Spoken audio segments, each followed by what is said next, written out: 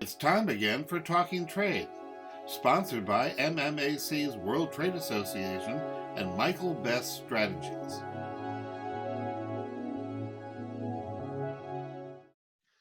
Welcome to another session of Talking Trade. I am Ken Wasylik, Managing Director of EM Wasylik & Associates, an international business development company.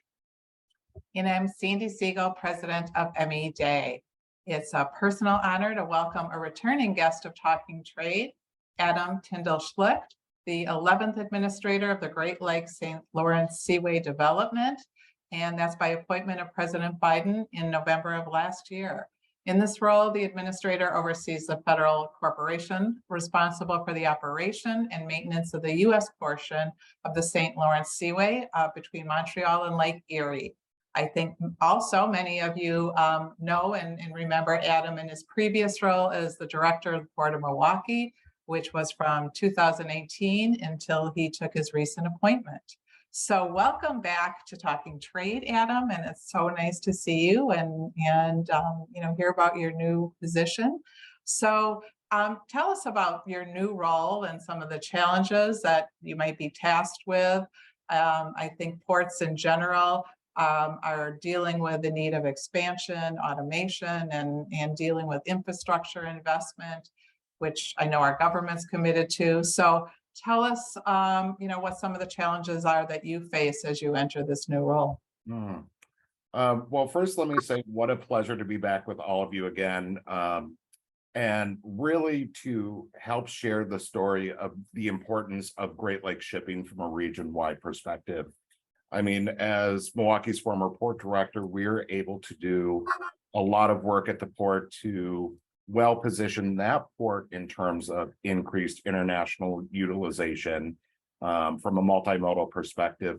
And now as Seaway administrator, we're having a lot of those conversations, and I'm honored and humbled to be doing that work on behalf of numerous US and Canadian Great Lakes ports that depend on our lock system for international connectivity. A little bit of background. So the Seaway system is a series of locks and canals that helps connect the Atlantic Ocean to the Great Lakes, allowing for US flag, Canadian flag, and foreign flag vessels to come to an array of US and Canadian ports on the Great Lakes. We've operated these locks in perpetuity since 1959, and really it's become one of the Seaway system has become one of the major trade arteries for the Great Lakes maritime economy and all of the U.S. Great Lakes states that depend on robust port-led import and export activity. Sandi, to your question, I mean, what are the challenges of the moment? What are the opportunities of the moment? As administrator, I'm based at the U.S. Department of Transportation, reporting directly to Secretary Pete Buttigieg. And I can tell you that both I, Secretary Buttigieg, and of course, President Biden share a commitment to utilizing the full capacity of the St. Lawrence Seaway system. Right now, when you look at the amount of potential vessel activity through the 15 US and Canadian locks, you could increase the amount of traffic through this federal infrastructure by double. Meaning that there would be no operational impact were we to increase that amount of vessel traffic coming to US and Canadian Great Lakes ports. Now, we want to do that in an economically and environmentally resilient way. We view ourselves as stewards of the Great Lakes and stewards of this freshwater asset. And in addition to the work that we do in the federal and international space, we talk about the need for expansion, automation, and infrastructure investment at US Great Lakes ports. Part of the reason why I'm so excited to be a member of the Biden-Harris administration is we're working at a time of generational opportunity and change. The bipartisan infrastructure bill and indeed the Inflation Reduction Act have brought forward hundreds of millions, if not billions of dollars in new competitive grant programs and other funding sources in which Great Lakes ports, private terminals, and other multimodal infrastructure transportation assets can apply and begin that reinvestment process. We have not seen a level of infrastructure investment that's been US government led like this, I would argue, since the New Deal. So it's a rare opportunity to be really trying to be a catalyst, a facilitator, and a supporter of port-led investment through these federal programs that are online today. That's fabulous. And with my forwarder hat on, I'll, we'll take the routings through the Great Lakes Seaway, over East West Coast. It's efficient, it's reliable, and certainly, great service for those of us here in Wisconsin. So that's exciting to hear. Adam, thanks for that overview. Just give us a little understanding of the amount of traffic and market amount of cargo and how important and what type of ag exports and imports run through the Seaway. I mean, last year through the locks of the Seaway, over 36 million tons of cargo were handled. Now, international shipping through the Seaway traditionally goes from about the middle of March until the very end of December, meaning that US Great Lakes ports, including those in Wisconsin like Superior, Green Bay, and Milwaukee, really have about 9 to 10 months of international connectivity for those vessels coming to their ports from around the world. 36.5 million tons is a little bit low in terms of some of the trends that we've seen over the history of the Seaway. Our target always is for, we like to see between 38 and 40 million tons of cargo, knowing that there's a lot more potential. Again, to double that amount of traffic that you're seeing into US Great Lakes ports in Wisconsin, and of course, all of the other Great Lakes states. Now, what are some of those sweet spots? Certainly since the Seaway opened to world connectivity in 1959, traditional sort of trade patterns has been a tremendous amount of imported European steel and agricultural commodities, US and Canadian, being exported to Northern Europe, Western Europe, North Africa, and the Mediterranean.